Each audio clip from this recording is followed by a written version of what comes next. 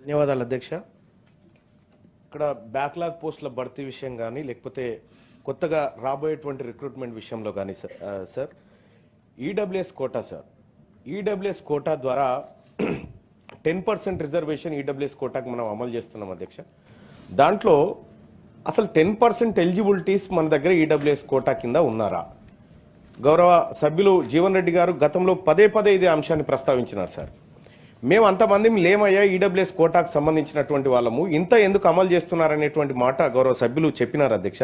So ఇటీవల భర్తీ చేసిన వాటి 50,000 ఉద్యోగాల విషయంలో రాష్ట్ర ప్రభుత్వానికి కృతజ్ఞతలు తెలియజేస్తూనే ఇందులో ఈడబ్ల్యూఎస్ కోటాకు ఎక్కువ అమలు చేయడం వల్ల ఇందులో బీసీ ఎస్సీ ఎస్టీలకు రావాల్సినటువంటి ఉద్యోగాల విషయంలో కొంత నష్టం జరుగుతుందనే విషయాన్ని సభ దృష్టికి తెస్తా ఉన్నాం అధ్యక్ష. అలాగే ఇప్పుడు రాబోయేటువంటి వాటిలో కూడా జబల్పూర్ హైకోర్టు అధ్యక్ష కేసు నెంబర్ 9692 ఆఫ్ 2021లో వాళ్ళు కేసు వేస్తే మొన్న అధ్యక్ష ఎక్కడ 2024లో తీర్పిస్తూ మొత్తం 100% ఉద్యోగాలు ఉంటే దాంట్లో 50% ఉద్యోగాలు రిజర్వ్డ్ పోగా మిగిలిన 50లోంచి 10% ఈడబ్ల్యూఎస్ వరకు తీసుకోవచ్చు అని చట్టం చెప్తుంది అధ్యక్ష.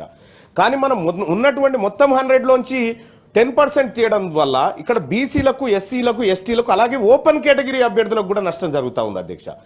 ఇప్పుడు నేను గవర్నమెంట్ ని తమ ద్వారా చేసేటువంటి రిక్వెస్ట్ ఏంటంటే అధ్యక్ష, ఈడబ్ల్యూఎస్ కోటా ఫిక్స్ చేయండి. ఈడబ్ల్యూఎస్ కోటా ఫిక్స్ చేయడం ద్వారా దాంట్లో ఒరిజినల్ గా ఎలిజిబిలిటీస్ ఎంతమంది ఉన్నారో అంతమందికి ఇవ్వడానికి మనకు అవకాశం ఉంది. రెండోది మిగతా వాళ్ళకి కూడా పోస్టులు పెరిగేటువంటి అవకాశం ఉంటుంది, ఎక్కువ అవకాశాలు కూడా దొరుకుతాయి. ఇప్పుడు ఈడబ్ల్యూఎస్ కోటాను ఫిక్స్ చేసే అవకాశం ఏమన్నా ప్రభుత్వం దగ్గర ఉన్నదా? ఉంటే ఈ కొత్త ఉద్యోగాలు 1,500,000 ఉద్యోగాలు ఏవైతే భర్తీ చేయాల్సిందో వాటిలో బీసీ ఎస్సీ ఎస్టీలకు న్యాయం జరిగే అవకాశం ఉంది. ఆ దిశగా ప్రభుత్వాన్ని ఆలోచించమని రిక్వెస్ట్ చేస్తా ఉన్నా అధ్యక్ష. ఆనరబుల్ డిప్యూటీ సీఎం గారు.